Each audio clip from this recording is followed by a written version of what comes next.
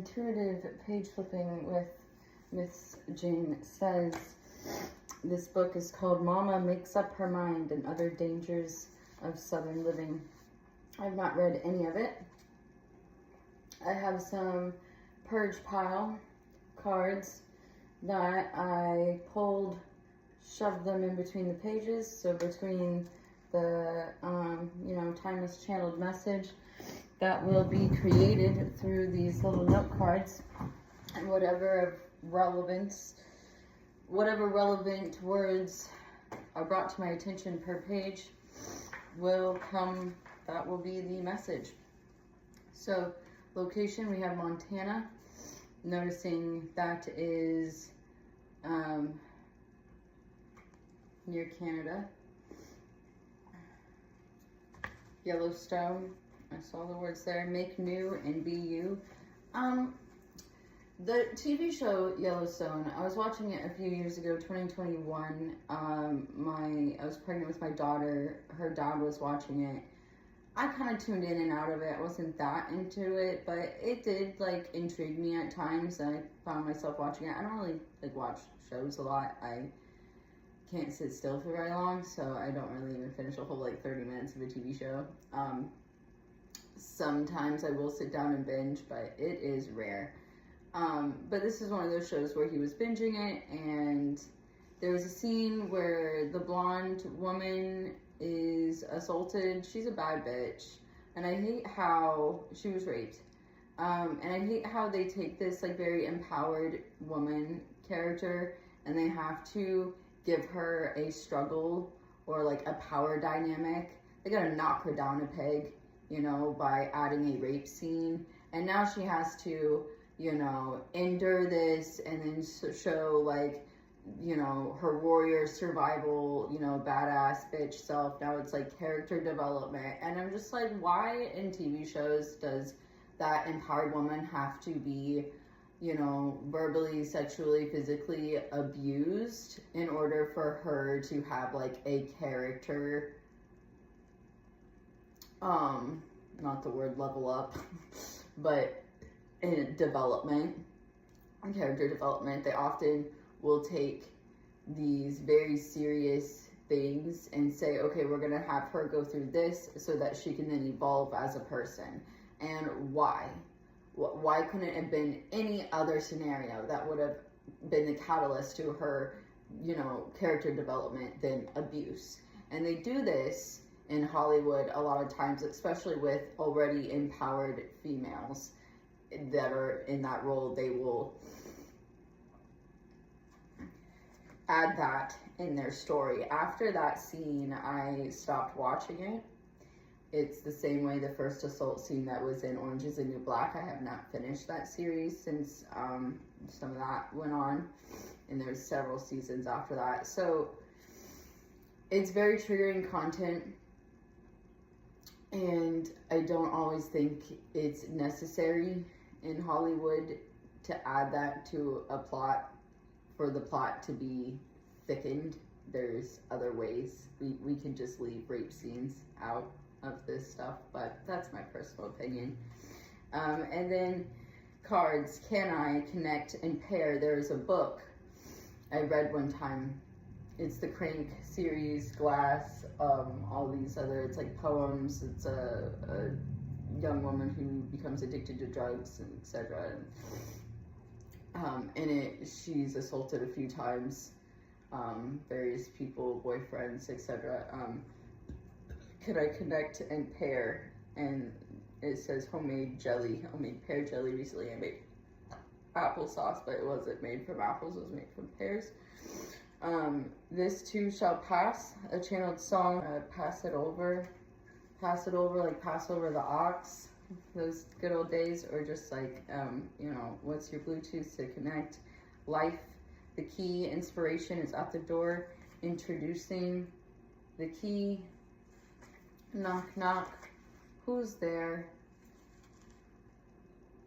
Yeah, I knew something funky was going on because I'd been spending the night at my kids' dad's house every other weekend. Basically on the weekends he didn't have his son, and I was doing that for a while, several months, and then one day I showed up in the middle of the night and he was super pissed. And I didn't know he was getting overnights with his son. He never told me he started getting overnights. And so I walked in because my mom's boyfriend, she got in a fight with him and she was trying to kick him out. And she couldn't kick him out without taking legal action the next day. And so she did that. But I had said some mean things to him and didn't want to come back to the house till he was legally removed from the home. Or asked to leave with these court orders. And so I had my stepdad drop me off at my kids' dad's house in the middle of the night, and I was just gonna stay there for a little bit until things cooled down at my mom's. And he wasn't expecting me, but he wasn't answering the phone. So anyways, and I didn't think it was unusual to just show up. And I have a key to the house, but I opened the door and he was really mad. And he was worried that his son would see me, and then his son would tell his mom, and then he wouldn't get to see his son anymore. So I went and stayed in the basement and kept myself in the basement. And I pooped in a bucket overnight just to avoid accidentally baby waking up his son, and then that getting back to his son's mom, and then possibly him losing visits. The things we do to see our children, you know? The sacrifices we make to not be an interruption and routine. The next day, he followed me around the house and I was just cleaning, just doing the things I always do until I could go back to my house, which was my mom's house. And he followed me around the house and was like, leave, I don't want you here, leave, I don't want you here. And said that to me repetitively. And then when my mom, a couple of days later, was like, you can come back, I came back and I told her how, I think something's going on with my baby daddy, because all of a sudden he doesn't want me in the house anymore. And then from that point forward, he just didn't invite me over very much. We had a routine, and we're doing evenings and stuff with the kids. Anyways, it just kind of changed. I was like, wow, he's really distancing himself. I'm just gonna break up with him because he's not giving to me in the ways that I believe I deserve. And he's distracted, and I'm just gonna let him figure it out. And I'm gonna tune out of that, because what's the point? He wasn't paying attention to me. So anyways, I broke up with him because that was weird. There's a lot of red flags, So I hope you had a fun summer. The gate is open. It gives the vibes of the door's open, just come in when you get here. And small wonders, or someone wondering.